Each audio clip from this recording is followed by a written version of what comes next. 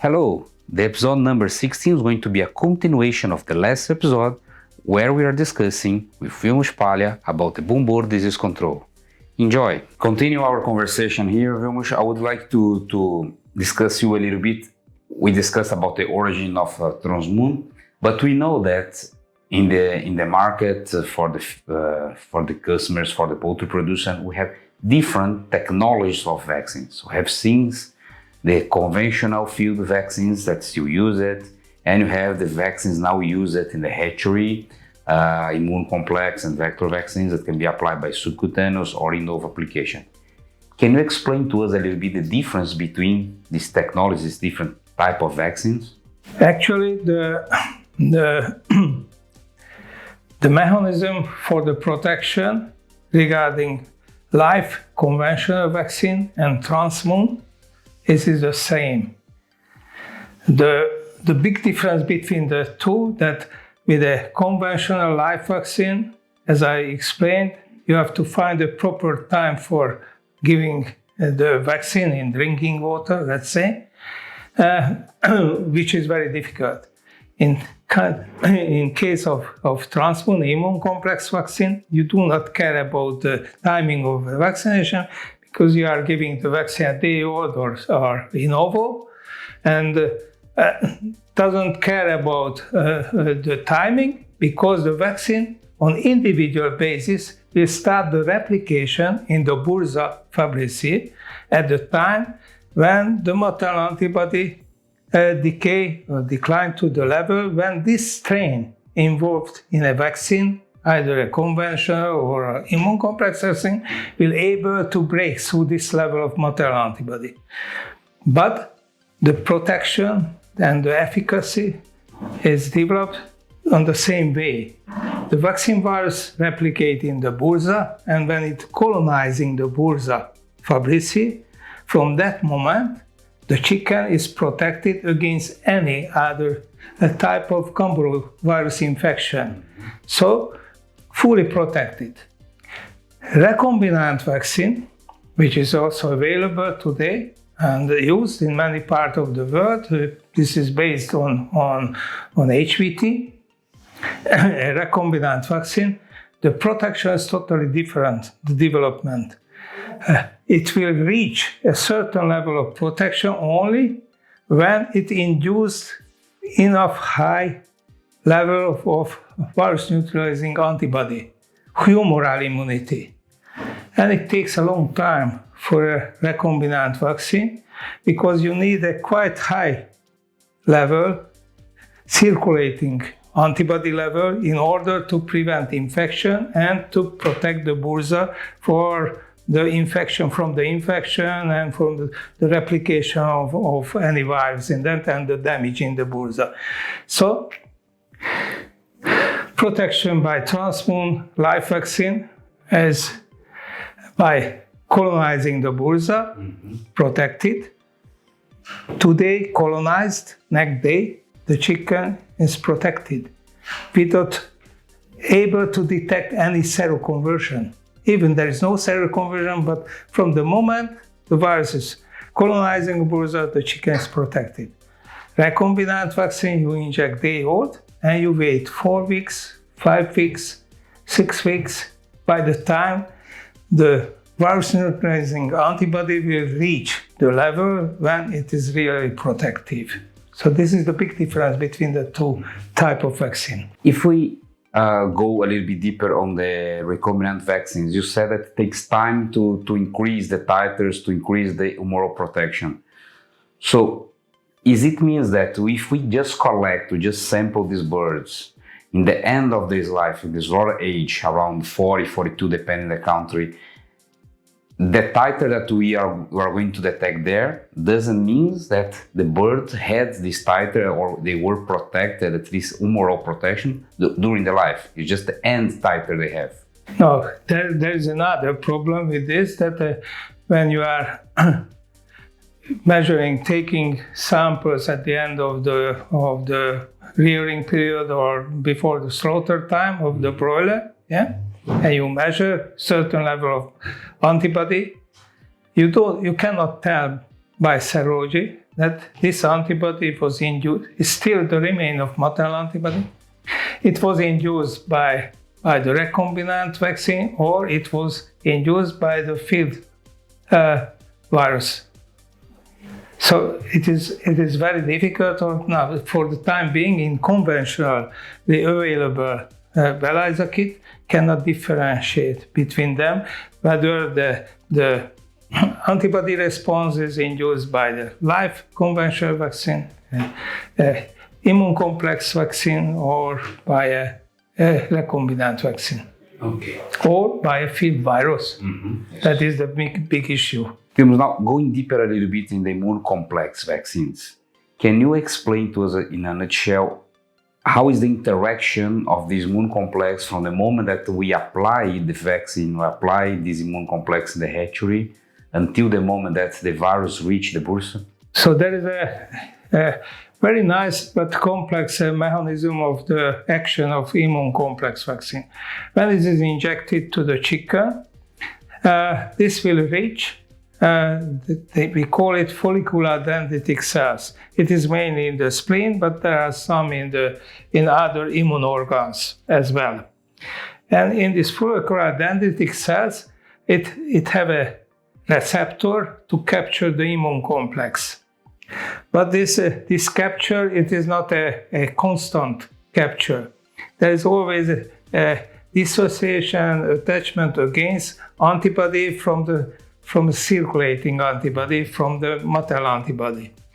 But when the maternal antibody is declining, going down, it reaches a certain level, and this level is always specific for each type of virus, Gumboro virus strain. It's strain specific. It depends. A higher virulent virus can break through higher maternal antibody. A lower virulent strain can break through to lower maternal antibody. But also it can make it more complicated when you are dealing with a variant, antigenic variant virus, because it is also can break through higher maternal antibody. So when the maternal antibody decline to the level which can be breakthrough by the virus included in the immune complex vaccine, in that case the Winterfeld 2512 strain, which can break through quite high maternal antibody. I already mentioned that around 500 virus neutralization titer. It can be released from this immune complex and go and reach the bursa. And in the bursa, it starts replicating the B cells.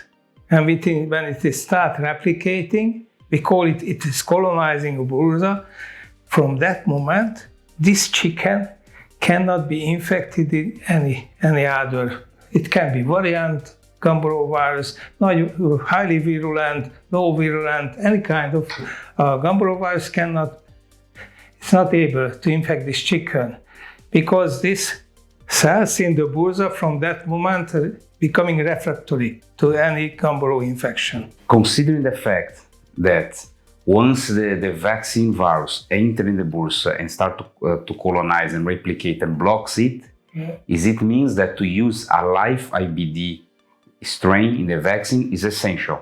It is essential because, as I explained already, the big difference between the live Gumboro vaccine strain and the recombinant vaccine strain, this live strain can colonize the bursa. A recombinant vaccine is replicating totally different cells. They are not colonizing, and the B cells in the bursa will not be refractory to infection. And if the level of the humoral, the antibody titer, is not enough to prevent the breakthrough, any virus can break through, come and reach the bursa, and the bursa will be destroyed. Okay. So it is essential for a fast and one more important, this is lifelong protection. There is no question duration of immunity. It is lifelong. Once a virus, a Gumboro virus, colonizes the bursa, it will induce lifelong protection. You already explained to us about the interaction between the vaccine and the maternal antibodies.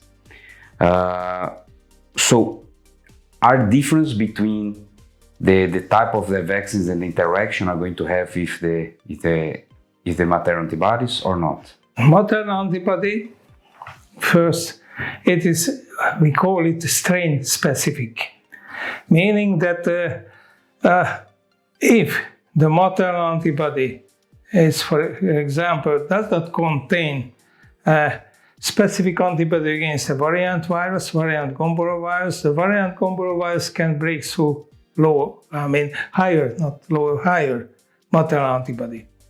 The other rule is that the more virulent the virus, the higher the antibody, maternal antibody, they can break through. So these are the two rules regarding maternal antibodies. So therefore, when we are planning any control vaccination program against Gumboro, you have to take it into consideration.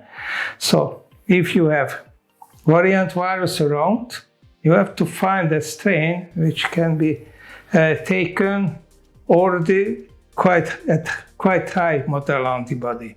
Yeah? Mm-hmm. When you have a very virulent virus, again, you have to have a strain which will be able to break through, vaccine strain will be able to break through quite high maternal antibody to be able to colonize a bursa before the field virus will come.